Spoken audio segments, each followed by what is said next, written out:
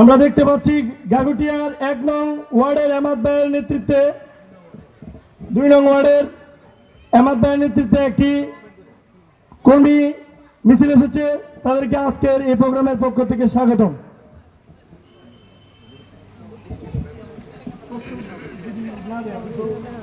বাংলাদেশ জামাত ইসলামী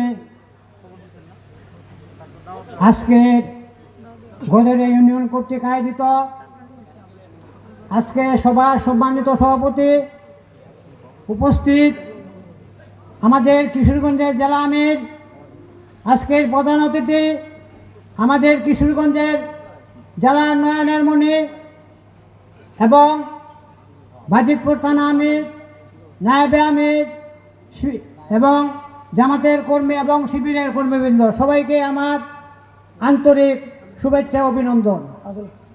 আমি মনে প্রাণে বিশ্বাস করি যে আমি একজন মুসলিম কর্মী হিসাবে যে জামাত ইসলামী রাষ্ট্রীয় ক্ষমতায় গেলে জামাত হিন্দুদের জন্য শান্তির দেশ হবে বাংলাদেশ। কেউ আপনারা নিজ মাতৃভূমি ছেড়ে যাবেন না।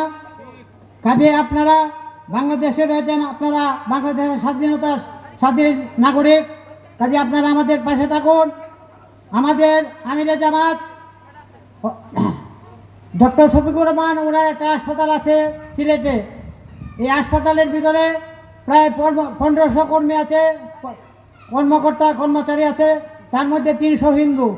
কাজেই আমরা জামাত ইসলামী কখনো অমুসলিমদের বিরুদ্ধে না, বর্তমানেও না এবং আগামীতেও থাকবো না। কাজেই বন্ধুগণ, জামাত ইসলাম আমাদের জেলা আমির একজন সুশিক্ষিত ভদ্রলোক। বাজিতপুরের মানুষ খুব ভাগ্যবান যে আপনারা এমন 13 থানার নেতাকে পেয়েছেন। আগামী সংসদ নির্বাচনে ওনাকে আপনারা পেয়েছেন। আপনারা ওনাকে নির্বাচিত করলে উনি নির্ঘাত মন্ত্রী এবং বাজিতপুর অনেক অবহেলিত একটা জায়গা। বাজিতপুরের অনেক অন্যান্য আমাদের কিশোরগঞ্জের 13টা থানার ভিতরে আমার কাছে মনে হচ্ছে যে বাজিতপুর থানাটা একটু অবহেলিত। কাজে আমাদের জেলা আমির সাহেবকে, আমাদের অধ্যাপক রমজান আলী সাহেবকে আপনারা সকলে মিলে সকল ধর্ম বর্ণের মানুষ আপনারা সহযোগিতা করুন। এবং আমাদের জামাত এবং শিবির কর্মীদেরকে আমি বলতে চাই, আপনারা মুসলিমদের বিশেষ করে হিন্দু ভাইদের গড়ে গড়ে আপনারা আমরা জামাত ইসলাম কী করতে চাই এই মেসেজটা আপনারা গড়ে গড়ে পৌঁছে দেন, দাওয়াত পৌঁছে দেন। কাজে আমরা সবসময় অমুসলিমদের বিরুদ্ধে ছিলাম, কোনো অমুসলিমদের বিরুদ্ধে ছিলাম না, বর্তমানে নেই এবং আগামীতেও না। আমরা সবসময় অমুসলিমদের পক্ষে। কাজে আমি একজন হিন্দু কর্মী হিসেবে বলতে চাই, আপনারা জামাত ইসলামকে সহযোগিতা করুন, জামাত ইসলামের পাশে থাকুন।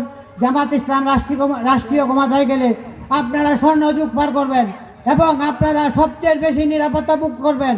এবং আমি আপনাদের বাজিতপুরের আমাদের কর্মীবৃন্দর কাছে আমি মেসেজটা নিয়ে দিতে চাই যে আপনারা আমাদের জেলা আমির সাহেবকে আপনারা নির্বাচিত করবেন এবং আমাদের বাজিতপুর থানার ইলুচ্চার সরস্বত অনেক ষড়যন্ত্র চলছে। আপনারা আমাদের কর্মীবৃন্দরা আপনারা এই ষড়যন্ত্র ভেঙে আমাদের অমুসলিম ভাইদের ঘরে ঘরে তাদেরকে নিরাপদ এবং ওদের নিরাপত্তার ব্যবস্থা করেন। কাজে আমরা কোনো ষড়যন্ত্রের শিকার হইতে রাজি না। কাজে আপনারা আমাদেরকে পাশে থাকুন, আপনারা আমাদের সহযোগিতা করুন। আমাদের আমির সাহেব একজন আমাদের কিশোরগঞ্জের 13 থানার আমির। আপনারা আসলে বাজিতপুরের কথা কী বলবো, বাজিতপুর আমার নিজেরও বাড়ি, কিন্তু আজ থেকে আমার প্রায় 1971-এর আগে আমার পূর্বপুরুষরা চলে গিয়েছেন। আমাদের একটা বড় দিঘি আছে বলে, বড় দিঘি, সেটা আমাদের ছিল, কিন্তু সেই ক্ষেত্রে আমি বাজিতপুরে একটা ছেলে। এই যে এইমাত্র আমি বসাকপাড়া দিয়ে আসলাম, দেখলাম রাস্তা এত ভাঙ্গা, বাজিতপুর সবচেয়ে বেশি অবহেলিত। কাজে আমি আবার বলছি, আমাদের আমির সাহেবকে, আমাদের জেলা আমির সাহেবকে আপনারা সহযোগিতা করুন এবং আপনারা পাশে থাকুন এবং ওনাকে আপনারা নির্বাচিত করুন। এবং আমাদের কিশোরগঞ্জ 13 থানার 6 জন সংসদ সদস্য আছে, তাদেরকে কথা আপনারা সবাই বলবেন। এবং জামাত ইসলামী রাষ্ট্রীয় ক্ষমতায় গেলে এর থেকে বাংলাদেশের ভিতরে আসতে নিরাপদ।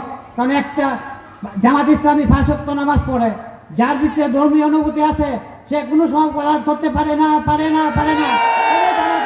সহযোগিতা করুন। এই বলেই আমি আমার সংক্ষিপ্ত বক্তব্য শেষ করলাম। আমার নেতা আপনাদেরকে দিক নির্দেশনা বক্তব্য দিবেন, এই বলে আমার সংক্ষিপ্ত বক্তব্য আমি শেষ করলাম। ধন্যবাদ।